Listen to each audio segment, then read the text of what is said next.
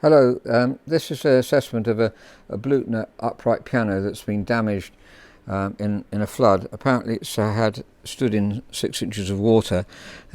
Just looking down then, first of all, at the bottom veneer here, so it's surprisingly intact right the way through, but the piano has got indications that it might have been tropicalised.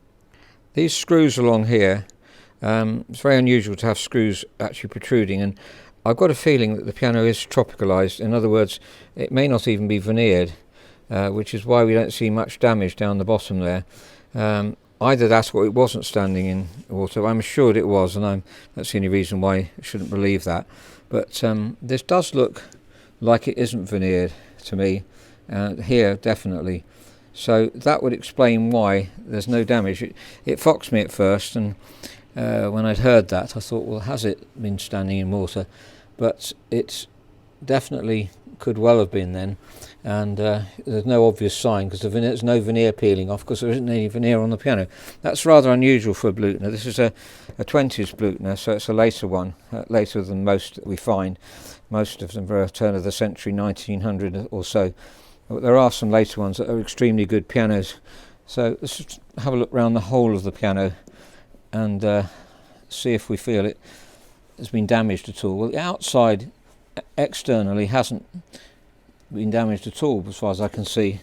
Again, it's got these big screws here.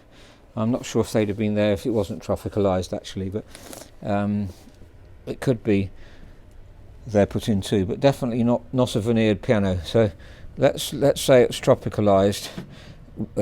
Tropicalised obviously means that it's suitable then for a climate of extremes in humidity and lack of humidity. So that's why perhaps it hasn't got so damaged as you'd expect it to. Key tops though are ivory. In tropicalised pianos you normally don't get ivory, you get a little pin at the front here, and because these come off in the tropics, so that's a bit unusual to see it like that. But as I say, we're going to assume this has been tropicalised. Because of those screws there, that's the first indication. You never really get those cosmetically, obviously, on pianos normally. And looking inside, it looks as though these are quite new strings here, but the tone is good. There's an excellent Bluthner action, as you'd expect. But one thing I did notice, going through here, it's very, very weak there at that point. So past the break point, I thought perhaps the damper wasn't lifting off enough, so I can try lifting it off further. But it's still quite boomy really. So let's have a look down the bottom of the piano.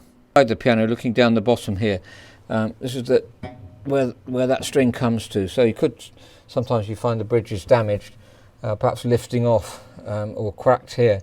I can't see any of that at all actually. So a bit of a mystery there. It could be that the soundboard's sunken as a result of getting lots of moisture into it, but certainly that's very, very unusual to have a Bluthner that has such a contrast. See, that's that note, and that's the string over there. That string there is fine, and this one definitely very thin.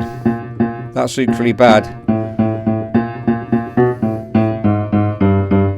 and then it gets better.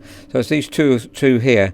Whether they're related to the flooding, it's difficult to tell. Certainly unusual for a Bluthner to be like that, so maybe we can construe that has been affected, the moisture's got into it, and it's dried out, and the soundboard's sunken back, which is the kind of reason why you get this.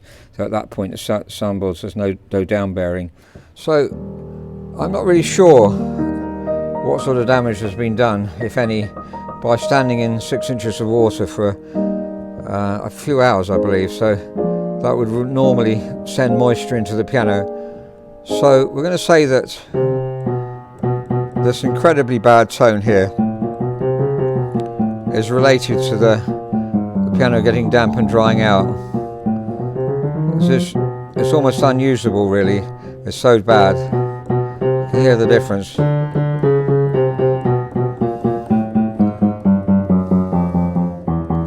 And it gets fine there. Just a little patch here. Those notes are so bad.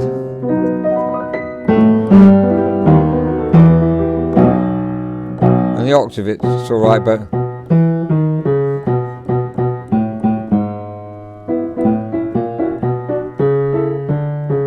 very beautiful tone apart from that. It's such a shame that those notes are letting it down. And the action is good as well.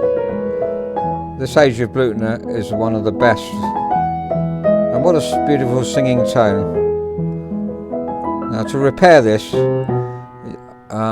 you're going to attempt that, would be to de-string the piano, to raise the down bearing at that point, which is perfectly possible. It'll certainly improve it. Whether it will cure it, I'm not so sure, but it'll improve it certainly.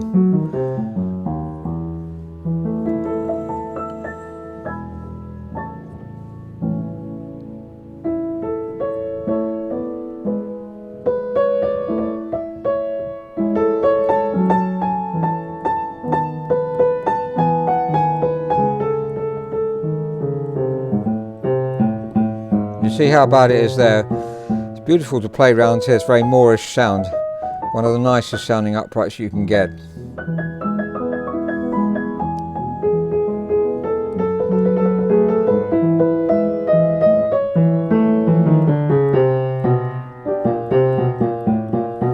Well, I think I've demonstrated the point there of how unfortunate it is for that little patch.